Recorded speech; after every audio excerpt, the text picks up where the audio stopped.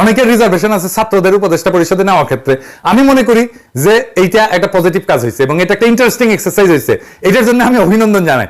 এই এক্সপেরিমেন্ট যদি সফল হয় তাহলে বাংলাদেশের রাজনীতির চেহারা কিন্তু পাল্টে যাবে। এই এক্সারসাইজটা খুব ভালো হয়েছে। এক্সপেরিমেন্টটা সফল হলে তরুণদের ব্যাপকভাবে রাজনীতিতে আকৃষ্ট করা যাবে এবং আমি মনে করি এই এক্সপেরিমেন্ট সফল হবে। এরপরেও সব সীমাবদ্ধতা সত্ত্বেও আমাদের পূর্ণ সমর্থন আর সহযোগিতা থাকবে। এইটা মনে করেন না যে আমরা বেশিং করবো, আন্দাজে আন্দাজে আমরা আপনাদের সমালোচনা করবো, তা না। আমরা কনস্ট্রাকটিভ ক্রিটিসিজম করবো, অব্যাহত থাকবে।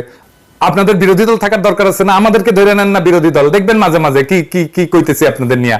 লক্ষ্য একটাই, বাংলাদেশের নাগরিকদের যে অধিকার কেড়ে নেওয়া হয়েছিল সেই অধিকার আবার তাদের হাতে ফিরে দেওয়ার, সেটা আমরা একসাথেই দেব। আপনারা সরকারে থেকে দেবেন, আমরা সরকারের বাইরে থেকে দেব।